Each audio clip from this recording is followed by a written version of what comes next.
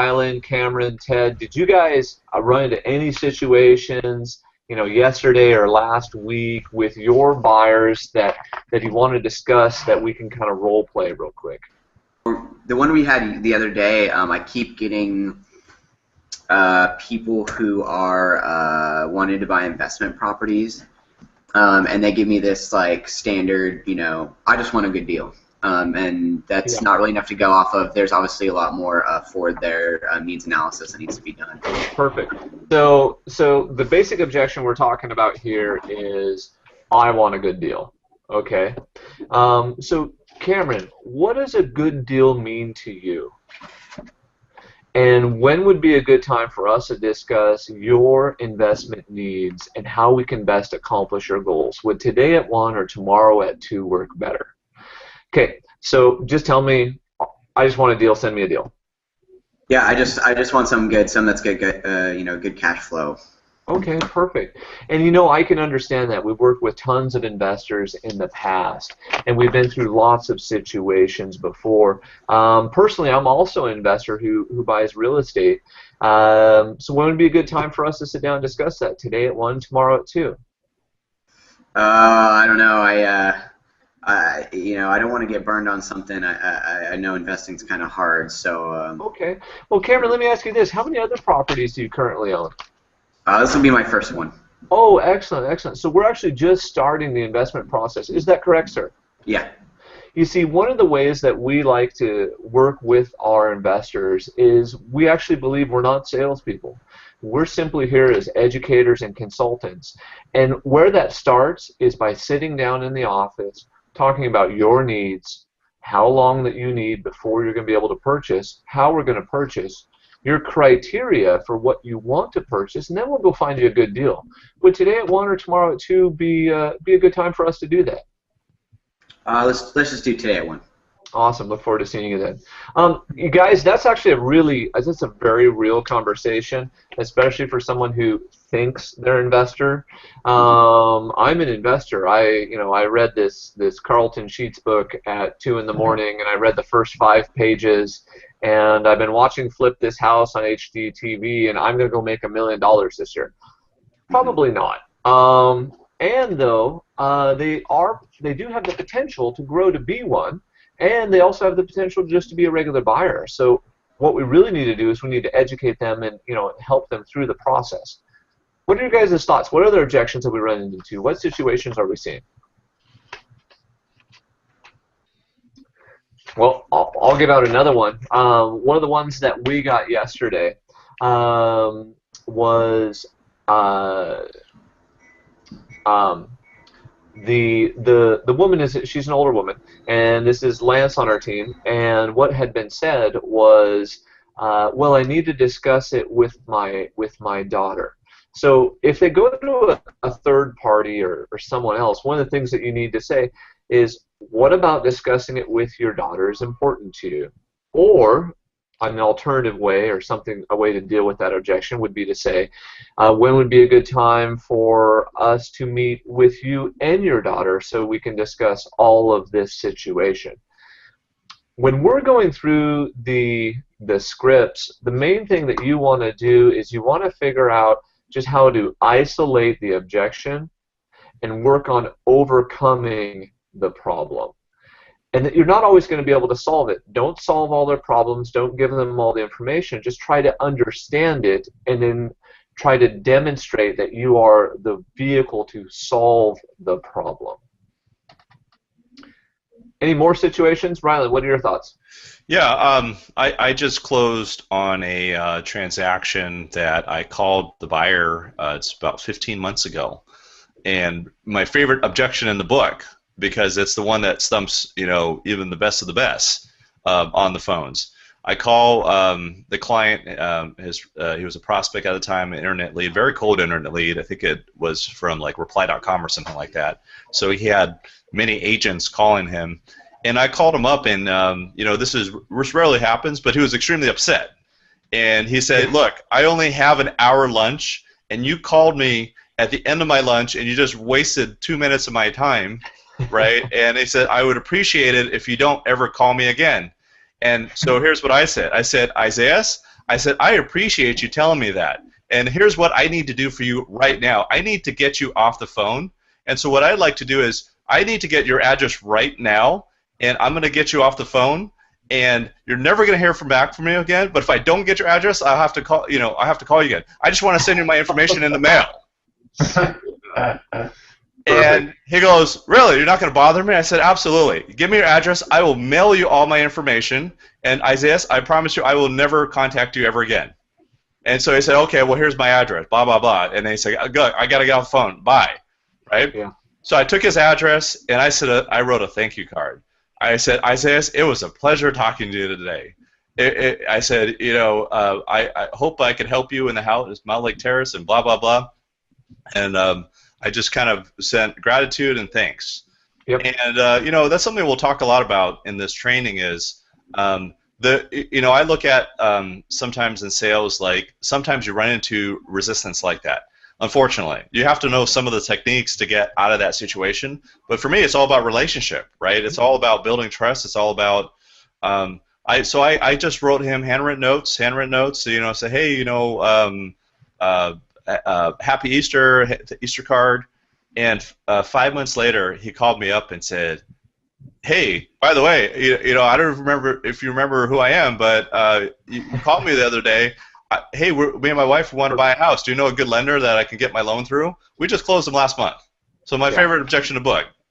The only 5 minute conversation. And one of the things to understand is, like, guys, every time that you have someone who's genuinely upset, a lot of times they're not upset at you, they're upset about something else. It's an external factor that's coming in to their situation.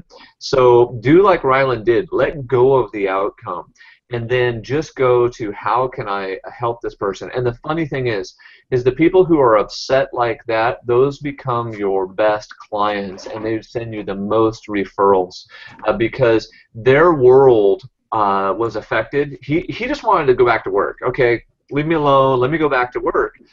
And then Ryland went the other way and said, I'll leave you alone. You can go back to work. Let me just simply send you some information, and we'll be ready to rock and roll whenever you're ready. And so that's that value selling. So do you want to go through the buyer script with me right now, Ryland?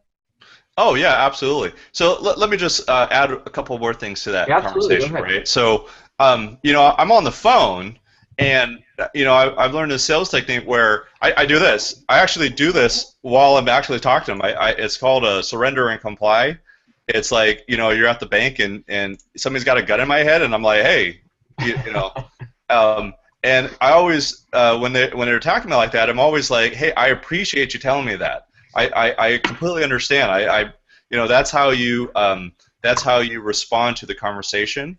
Right, is you always surrender and comply, and it's like that that appreciation. I actually always raise my hand like this. I say, hey, I completely understand. The other thing you do there is, hey, hold on, pause. Okay, so Ted, Cameron, Jason, what happens when he raises his hands like that? What is the person on the other end of the phone hearing? Backing off. They actually hear him surrender. Mm-hmm. Yeah. So remember, so much of human nature is programmed into us. And when someone lifts their hands, there's a weight that's lifted off of the rib cage. That his tone and everything changes. The same thing can happen. And I'm going to see if I can stand up. If you put your hands out at your side, like that, just putting your hands out to the side, it also is like, I have nothing to hide. So remember that when we're chatting with our buyers, our sellers, and making these calls and these contacts, your body posture is communicating something. Okay, go ahead, Ryland. I'm sorry, I didn't mean to interrupt, but that's a real important piece. That's really good. And it's kind of funny if like somebody walked down the hall and saw you, doing something. Yeah, you're on your cell phone walking around, hands in the air. It looks really funny sometimes, it really does. But it is very powerful. The second piece of that was, he had in a fast pace, right? So I tend to talk very fast until somebody slows. I kind of mirror their pace. So the second, so because he had such a anger and such a frustration, it started with the surrender and comply, but then I kind of went at his pace, right? And at the same tone that he talked to me at, I was talking to him right back at in that mirroring action. And then the third thing there was, after the surrender and comply, I'll always have a little bit of a pushback for somebody like that after that. So anyway, just 3 steps of a process. This is just the beginning of this training course. I mean, we'll be able to bounce off so many cool ideas. It'll be awesome. That'll help you guys in different situations. As everyone is experiencing things, I mean, even if you just email it to us later, or as you remember something, our goal is to discuss each one of these items as they pop up to bring more value to these conversations. With scripts, memorize it. Because when you memorize that script, it'll give you the opportunity to internalize it. And once you memorize and internalize the script, what happens is they become your own words. Because you don't want to be the salesperson. You don't want to be saying the script. You want to memorize it, internalize it, because Jason's going to say it a little bit different. Cameron's going to say it a little bit different. I'm going to say it a little bit different. But if you know what you're saying and where you're going, think of it simply as a roadmap. I'm going to this destination. By using the script, you know where you're going. And what you're going to learn throughout this course and other things that we do is very simply there's only a few objections to everything. So Ted, you're our buyer. Okay. And what you're going to do is you're just going to pretend like you're calling it off of a sign. Okay. Okay. So whatever you think the buyer asks, just go ahead and ask it. So ring ring. Hi, this is Anton Stentner with the Real Estate Solutions Group. What can I do for you? Hey, what's the price on the home on 515 Arlo Road? That is a great property. Hey, tons of people have been calling on that one. Give me a second while I look that one up. Hey, what specifically attracted you to that property? Well, it's about 5 blocks from my house. Oh, it's close to your house. So you already live in the neighborhood then. Are you guys thinking about moving? Yeah. And then do you guys currently rent a home or do you own a home? Rent. Okay, excellent. And then are you on a month-to-month? And I apologize, my computer here, it's really slow. And so I don't have the information up yet. But so you guys rent, are you on a month-to-month or a year lease? Month-to-month. Oh, awesome, awesome. And then do you guys plan on paying cash or do you need to obtain financing for this property, sir? Well, if I could pay cash, that would be wonderful, but probably would be financing. Okay, that's awesome. Yeah, no, that's good. That's how the most of us do it anyway. And so have you spoken with a lender so you can find a payment that you're comfortable with, sir? No, not yet. Just trying to figure out what was going on with the house up the street. Awesome, awesome. Well, here's what I'd like to do. I'd love to sit down with you today, discuss that property there at 123 Main Street, help you with what's happening in the market, and then also help you to understand what it would take for you to be able to purchase that. Would today at 1 or tomorrow at 2 work good for you, sir? Do you think you could just give me some specifics on the house real quick? Oh, not a problem. I can totally give you some information on the house. You see, my goal here is just simply to be able to help and serve you at the highest level. And I just want the right to, to be able to earn the opportunity to be your real estate agent of choice. Do you have anyone that you're working with currently? No, I don't. Okay, excellent. And then, what was your name again, sir? Ted. Okay, Ted, perfect. And then what's a good contact number for you, sir? 206-999-9307. Awesome, awesome. And so, like I said, my goal is to earn the right to be your real estate agent of choice. What would that take, sir? What would I have to do to help you out? You could start by telling me about house 123. Okay, so guys, notice how I haven't told him anything about the house. One of the things is people aren't looking for information. They're looking to disqualify the home. And so, honestly, I just need to find out why he's moving there and what he wants and all that stuff. So, Ted, what specific information do you need about the property? Square footage, Okay, this price. home is, yeah, not a problem. This home is 2,500 square feet. Is 2,500 square feet the size of home you're looking for, sir? Yeah, that's good. And then, so regardless of whatever they say there, so let's just say Ted said, you know, I'm looking for a larger home. I would then say, well, tell me why a larger home is important to you. And then Ted is most likely going to tell me something about his family or his friends or something of that nature. And we're trying to do a basic scenario here of needs analysis. What are their needs? How do the needs relate to their forward, family, occupation, recreation, dreams? And then how does all that tie into their goals? Once we understand the needs analysis to the forward and their goals, I can help them. So tell me you needed 4 bedrooms for your kids. I need 4 bedrooms for my kids.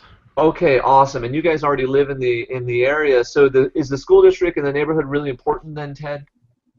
Yeah, I would say so. I don't want to move the kids from the school if I don't have to. I get it. I get it. Well, it did sound like this house wasn't exactly the right one for you. So when would be a good time for us to sit down and discuss what would be the right home for you and finding one that's just a little bit bigger, that's in that same school district, today at 1 or tomorrow at 2, sir? I think tomorrow would be great. Awesome, awesome. Hey, and will all the decision makers be present? You know, would your significant other be able to come along on that appointment too? Well, it'd probably be just me. Okay, okay. When would be a time that we could meet together so that I can help both of you out all in one session? Well, she gets home at 5. Okay, perfect. So would 5:30 work good for you guys then? Sure. You know, Okay. we got a bunch of kids. Is there any way you could come to the not house? just, yeah, you know what? Hey, well, we'll come over to the house or bring the kids on with it. It doesn't matter. I've got a 5-year-old and an 8-year-old. I get it. You know, let's do this, and it's about them too, isn't it? Mm-hmm. Okay, so I look forward to meeting with you. And before we get together, would it be all right if I had a lender shoot you a call? Sure. Okay, perfect, perfect. And then I got the number here. And then what was your email address, sir? Yeah, tedamarshall@hotmail.com. Perfect, perfect. Hey, look forward to meeting with you Wednesday at 5:30. When I hang up here, I'm going to have my business partner, my lender, give you a call, and then we'll just go from there. Is that good, sir? Sounds good. Awesome. And then I'm also going to send you just a quick calendar invite. Click, click, click. Boop. Awesome. That's a very real dialogue. Very real. Mm-hmm. Cool. Okay. Cameron, There we go. you ready to rock and roll? Let's do it. Yeah. Do you want to? Hey, do you want to be the agent? Are we going to do the same script? We Are can we do gonna the same do script. Yeah. Do you want to be the agent? Yeah, I can do that. Okay. Hey, I'm calling about 123 Main Street. Is it available? Yeah, let me pull that up real quick. While I'm pulling up that info, can I ask why you're calling about the house? Well, you know, we'd like to be able to purchase a home, you know, that's in this area. Okay, well, what area is that you're looking? Well, it's in the you know, it's kind of there by the Mill Creek town center. You know, it's that neighborhood right behind it. I just love that. I love that neighborhood. Awesome. So what attracted you to that part of town? Is it schools, the area, or just like the style of homes? Well, you know, my wife really likes the lots back in there, and she likes the idea that we could walk the dog and maybe just walk out that little trail to the town center there. And, you know, it would put my kids in the same school district, too.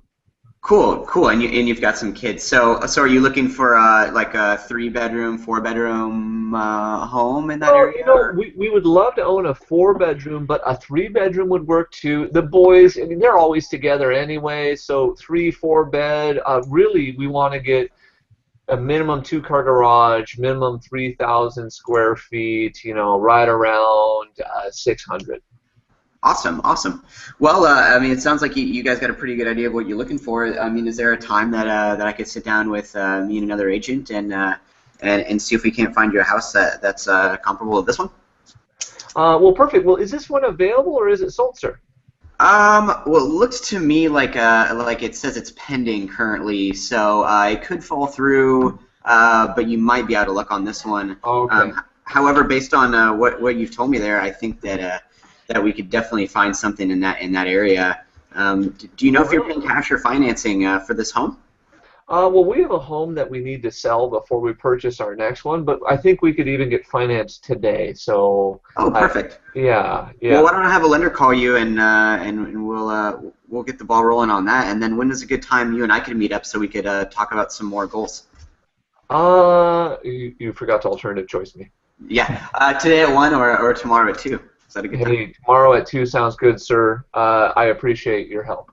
Yeah, tomorrow at 2. I will send you a calendar invite, sir.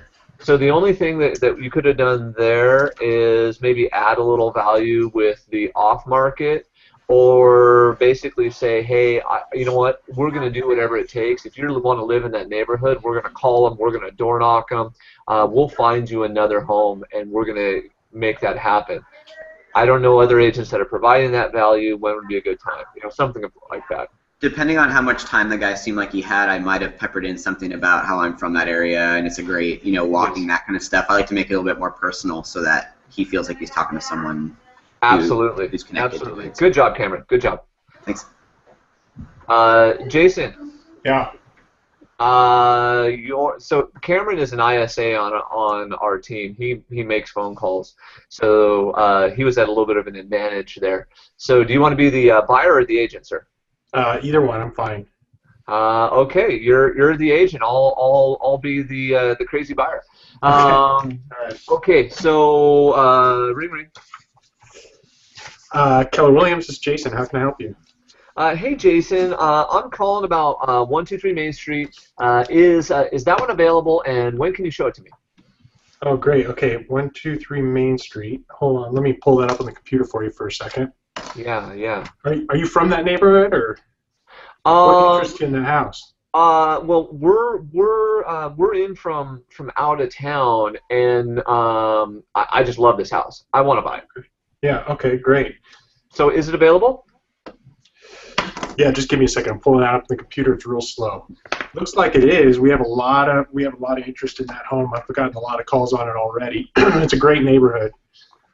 So you picked a good one. That is for sure. Where are you guys from? We're from Pacoima. Pacoima. Oh, that's interesting. What brings you to this area? Well, my wife's family is from here, and I actually finally just got that job transfer, to Boeing, and so we're going to be relocating up to the kind of Puget Sound area. Sounds like a great move. Yeah. You excited?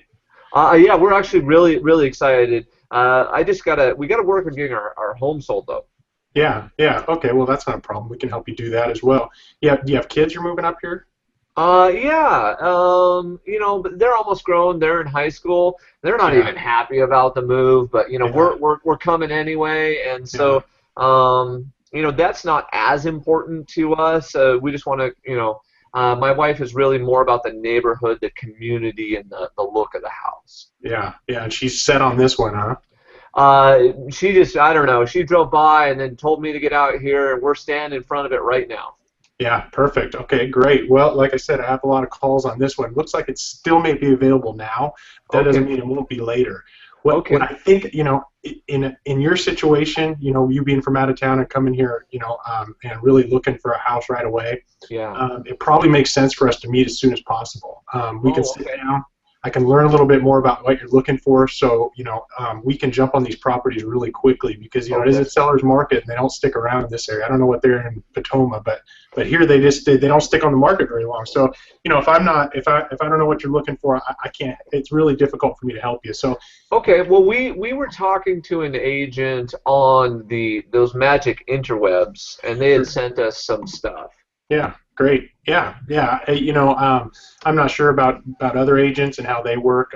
Typically, how we work is we like to earn your business. So first and foremost, what that means is you and I and your wife sitting down for 15, 20 minutes, understanding your goals, your dreams, what you're looking for here. That way, I can help you look for off-market properties that you might not be able to find by driving around, and really keep you abreast of the market. So when something happens like this home that you really like, we can jump on it right away. Does that make sense? Yep, close. Yeah, good. So let's see. I typically meet buyers like yourself in the afternoons. I have 1 o'clock today or 2 o'clock tomorrow that's open in my schedule. Which one works for you best? You know what? My wife is motivated, sir. Let's try to get together today at 1. Does that work? Yeah, absolutely. Let's do it today at 1. Awesome. Hey, good job. I threw you a couple curveballs in there, and you kept moving. One of the things that you could have asked just to protect yourself is after you set the appointment or during the process when I said I had an agent or I had talked to someone, are you committed to the agent would be one thing that you could say, or 2, you could say, are you currently in a buyer's agreement with them? Yeah. And you can, and personally, a lot of the times I like to either immediately say that, or I like to get the appointment and then go back and say, hey, Jason, so I can better serve you when we're meeting. There's a few other questions I'd like to ask you. Is now a good time? Yeah. Are you pre-approved? What's your motivation? Are you in a buyer agreement? That's right. Good qualifier.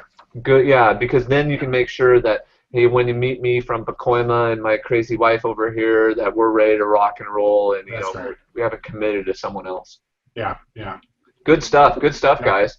What other objections or thoughts or situations have we run into that would be good to discuss, or what are our thoughts based on this first set of initial conversations?